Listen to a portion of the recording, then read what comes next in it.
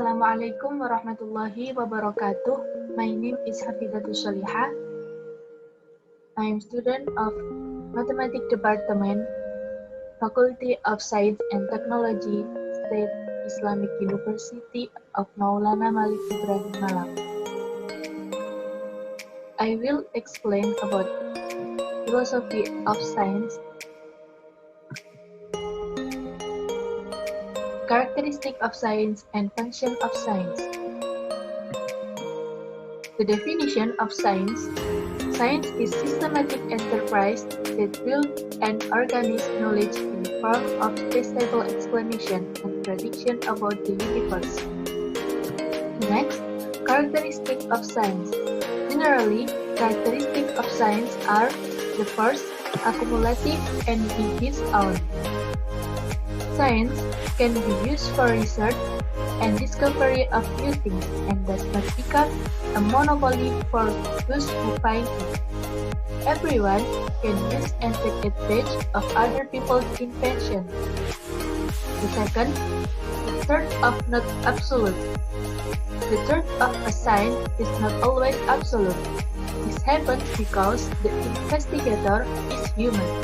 The error that may occur is not due to the method, but within humans who are less precise in using the method. For the next, the third of objective. Working procedures or how to use the method of finding something must be based on a scientific method, not dependent on personal understanding.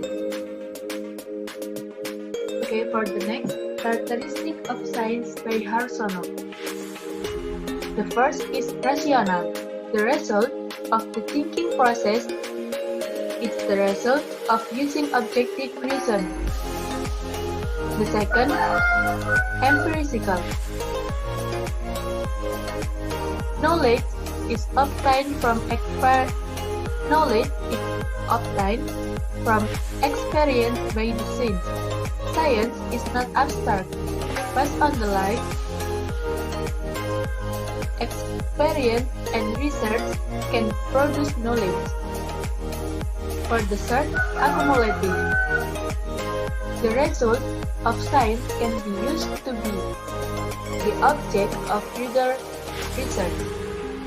Science is not static. After obtaining knowledge about something, then other new science will emerge. The fourth is general nature. The result of science can be used by all humans. Knowledge is not limited by space, so it can be used anywhere. For the next, function of science. The first, as a tool to solve problems and seek the truth. We live in a world that is certainly not free from problems, ranging from simple problems to problems that may be very complex. For the example, we are cycling and crossing the highway.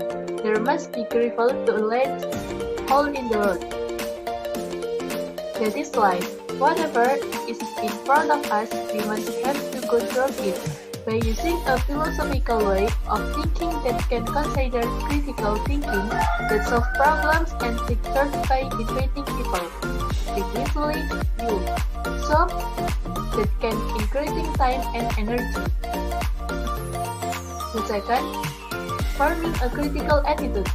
A critical or unsatisfied attitude towards something is useful for every human being in social life and in religious life. By using this critical thinking, it's not easy for humans to select information before verifying it directly in a sensible way of thinking. And philosophy can make the human mind critical. The third, helping the ability to analyze means of thinking. Philosophy is very useful for students and researchers.